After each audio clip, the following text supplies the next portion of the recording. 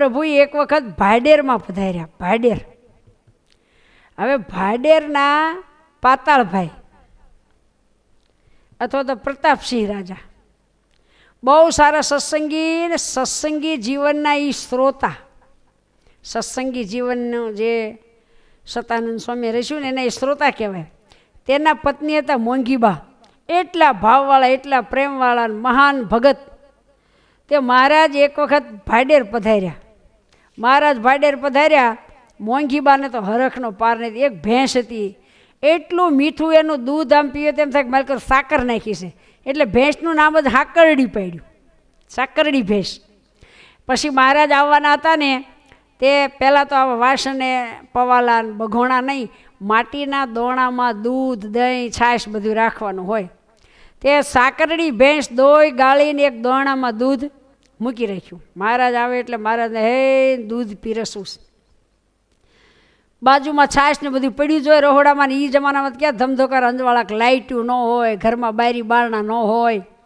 પછી બે દોણા બાજુ બાજુ મહારાજ આવ્યા, બાજો ઢાળ્યો અને પહેલાં તો મહારાજનું પ્રતાપસિંહ એટલે પાતાળભાઈએ પૂજન કર્યું. જમાડવાનો બહુ મોંઘીબાનો આ ભાવ. તે મહારાજને જમવા બેસાડ્યા ને તે તાહળી ભરી અને ઓલું દોણું ભૂલાઈ ગયું. બાજુમાં સાકરડી ભેંસનું જે દૂધ હતું રહી ગયું, ઓલી ખાટી છાશ પડી હતી ને એની તાહળી ભરીને, પ્રભુ તમારે માટે આ મેં દૂધ રાખ્યું છે, મારે બહુ દૂધ જમાડવાનો ભાવ છે. મહારાજ કે લાવો લાવો. મહારાજ જમવા બેઠા. મહારાજને માટે બાજરાનો રોટલો ને એમાં એટલું બધું માખણ ભર્યું અને ગોળ અને દૂધની તાહળી ભરી દીધી. ભરી દીધી તે છાશની. મનમાં શું હતું? હાકડી ભેંસનું દૂધ. એક તાહળી દીધું, બીજી તાહળી. મહારાજ કે બહુ મીઠું છે હો મોંઘીબા, લાવો લાવો, હજી લાવો દૂધ. અરે મોંઘીબા તો આગ્રહ કરી, હા મારા વાલા પીવો. પણ એટલા ભાવ વિભોર થઈ ગયા ને ભાનમાં જેમ બોલે ગોપીયું ભગવાનને વિશે ભાવ વિભોર થઈ જાય. ત્યાં કાનના નાકમાં ઘરેણા પહેરે, નાકના કાનમાં ઘરે, ભાવ ભૂલી જાય, ભાન ભૂલી જાય. એમ ભગવાનમાં પ્રેમમાં મોંઘીબાઈ તો ભાન જ ભૂલી ગયા. પીવો પીવો. તે બે વખત તાહળી ભરી ભરી મહારાજને પોતાના હૃદયથી દૂધ પાયું, બરાબર. અને એમાં ત્રીજી વખત તાહળી ભરી દેવા ગયા તેને થોડીક વાસ આવી. અરે મહારાજ કંઈક કેમ ખાટી વાસ આવી? અને પછી જ્યાં જોયું ત્યાં તો દૂધનું દોણું એમને પડી રહ્યું હતું, ખાટી છાશ હતી. મહારાજને દીધી. અરે અરે પસ્તાવો કરવા મળ્યા. મહારાજ મહારાજ મહારાજ લાવો લાવો તાહળી, આ તો દૂધ રહી ગયું. મહારાજ કે મોંઘીબા એ તમારી હાંકડી ભેંસનું જેવું દૂધ ને એ કરતાંય મીઠું અમને આ લાગ્યું. શું કામ? તમારો એવો ભાવ હતો. તે સાકરડી ભેંસનું દૂધ જ અમે પીધું, એવો અમને સ્વાદ આવ્યો. મોંઘીબાને તો બહુ પસ્તાવો થયો. અરે મહારાજ આવું થયું. પણ વાલો મારો ભાવના ભૂખ્યા રે, વાલો મારો પ્રેમના ભૂખ્યા રે, એવા મહારાજ છે. માટે આપણે ઘરે છે ને ઘણાય બાઈઓ હાળા કરીને થાળ ન કરે કે અમે છે ને મહેમાન આવે અને ચૂરમું બુરમું કરીએ ને કંઈક તો અમે ભગવાનને જમાડીએ તો અમથા ભગવાન ભૂખ્યા જ રહે. રોજ આપણા ઘરમાં આપણે જે પ્રકારનો થાળ કર્યો હોય, રોટલો ને શાક હોય, રોટલો ને કઢી હોય, ખીચડી ને કઢી હોય, તમે જે બનાવ્યું હોય તે બધું ભગવાન જમે છે. આપણા હૃદયનો ભાવ. માટે વાલા બહેનો સાંભળજો, ભગવાનને જમાડ્યા સિવાય કોઈ દી જમાય નહીં. મઠની દાળ કરો કે મગની કરો કે અડદની કરો, આપણે જે રસોઈ બનાવી હોય ભગવાનનું સ્મરણ કરતાં કરતાં પહેલાં તો રસોઈ બનાવાય. અનાજ ખરોખરું સાફ સૂફ કરવું જોઈએ. આ બધો બૈરાનો ધર્મ છે. શાક વ્યવસ્થિત સુધારવું, હળેલું ન આવે, અનાજમાં કાંઈ કોઈ જીવાત ન રહે એવું અનાજ સાફ કરીને દળવું, વ્યવસ્થિત ઠાકોરજીનો થાળ કરવો. એક થાળી ઠાકોરજીની સ્પેશિયલ રાખવી, વાડકી રાખવી, ચમચી રાખવી, વાડકીમાં શાક મૂકવું, છાશ, રોટલી, ભાખરી જે આપણે બનાવ્યું હોય તે એક થાળીમાં પીરસી પાટલી ઉપર મહારાજનું આપણું જ્યાં મંદિર હોય, નાનું મંદિર હોય, મોટું મંદિર હોય, ગોખલામાં ભગવાન પધરાવે, જે મંદિર એ આપણું ઘર મંદિર કહેવાય, ત્યાં ભગવાનને મૂકી થાળ બોલતા આવડતો બોલી ન કરે, હે પ્રભુ, હે સ્વામિનારાયણ ભગવાન વાલા, મેં તમારા માટે થાળ કર્યો, જમો. ને આ મૂકી દઈએ. પછી આપણે આપણું કામ કરીએ. 5, 10, 15 મિનિટ ભગવાન આગળ થાળ રાખીએ, અડધી કલાક રાખે કોઈ બહેનો ભાવિક હોય તો, અને મહારાજને પછી હાથમાં લઈને ધરાવી દેવાનો, જમો મહારાજ જમો. પ્રત્યક્ષ મહારાજ જમશે. ભલે થાળમાંથી ઓછું ન થાય પણ જરૂર મહારાજ જમે છે. પછી મહારાજને જળપાન કરાવીએ, લોટી સરસ ચોખ્ખી રાખી ભગવાન માટે, અને પછી મહારાજને મુખવાસ પાન બીડ્યો તો એ નકર જે આપણે મુખવાસ રાખતા હોય એ ભગવાનને દઈએ. સવાર સાંજ ભગવાનને થાળ કરીએ, ટાણે ટાણે ભગવાનને જગાડીએ, પોઢાડીએ.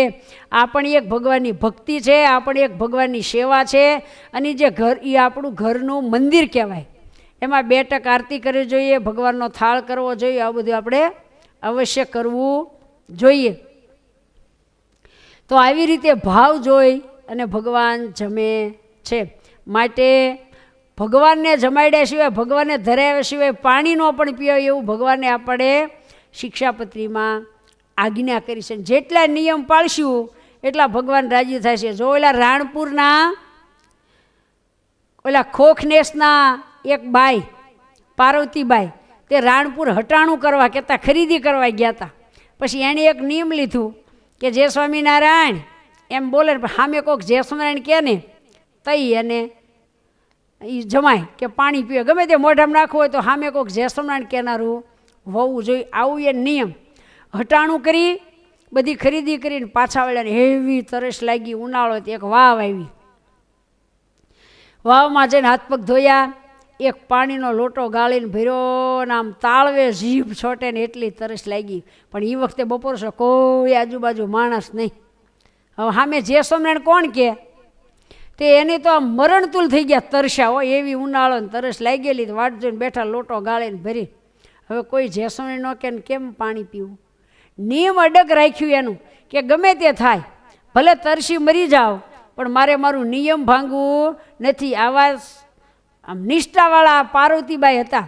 તે કોઈ મળ્યું નહીં અને એટલી બધી તરસ લાગી. પછી ઊભું થઈને હાલીને ઘરે પોગાય એવી પરિસ્થિતિ રહી નહીં. એટલે લોટો ભરીને બેઠા, સ્વામિનારાયણ સ્વામિનારાયણ સ્વામિનારાયણ. ભગવાને વિચાર કર્યો કે બાઈ તરસી મરી જાય છે, અને એનું નિયમ કેવો? નિયમ કાંઈ જાજુ હતું? કાંઈ સમય બગડે, રૂપિયા બગડે એવું નિયમ હતું? કેવું નિયમ હતું? નાનું એવું જ નિયમ. એ જય સ્વામિનારાયણ સામે કોક કે જય સ્વામિનારાયણ એટલે ખવાઈ પીવાય. આટલું નિયમ જો પણ એને હજેડ રાખ્યું ને તો ભગવાનને એમ થયું કે મારે જવું જોઈશે. મહારાજ આવ્યા, કોઈ દેખાય નહીં. જય સ્વામિનારાયણ પાર્વતીબાઈ જળ પી લ્યો. જય સ્વામિનારાયણ પાર્વતીબાઈ જળ પી લ્યો. પાર્વતીબાઈ આમ જોવા માંડ્યા કે કોણ બોલ્યું, કોણ બોલ્યું? જય સ્વામિનારાયણ તમે કોણ બોલો છો? દેખાતું નથી કોઈ. તે મહારાજ એની સામે પ્રગટ થઈ ગયા. ભાઈ અમે તમારા ઈષ્ટદેવ જય સ્વામિનારાયણ, હવે જળપાન કરો. બાઈ તો એકદમ ભગવાનના ચરણમાં પડ્યા. જય સ્વામિનારાયણ જય સ્વામિનારાયણ કરતાં મહારાજ અદૃશ્ય થઈ ગયા. અને પછી બાઈએ 2 લોટા ગાળી જળ પીધું ને ભગવાનનું સ્મરણ કરતાં કરતાં પાછા પોતાના રાણપુર ખરીદી કરી અને ગયા. બોલો વાલા બહેનો, એક નાનું એવું નિયમ પણ અખંડ રાખ્યું તો ભગવાને દર્શન દીધા. માટે આપણે જે નિયમ લઈએ તે સારધાર. ભગવાનમાં નિષ્ઠા તો સારધાર. ભગવાનને સર્વોપરી જાણીએ તો સારધાર. ભગવાનની કોઈ દી નાની મોટી આજ્ઞા લોપવી નહીં, ખબરદાર થઈને આજ્ઞા પાળવી. તો આપણને નિયમ ધર્મ પળાવવામાં ભગવાન ઘણી હેલ્પ કરશે. આપણે જો પહેલાં હજડ હોઈએ ને તો આપણા નિયમ, ભાઈ આપણે નિયમ રહ્યા નહીં, આપણી સાર રહ્યા નહીં, એ આપણી સાર ન થાય એમ કરીને ગળામાંથી ગાળિયા કાઢી નાખતા નહીં. નકર સ્વામિનારાયણ ભગવાનની ગળામાં ગાળીઓ છે આપણું કલ્યાણ કરવાનું. પણ આપણે આજ્ઞારૂપી બધાએ ગાળિયા કાઢી નાખી તો શું સ્વામિનારાયણ ભગવાન આપણું કલ્યાણ કરશે? માટે ભગવાનની આજ્ઞાનો તો ગાળિયા જરૂર ગળામાં રાખવા જોઈએ.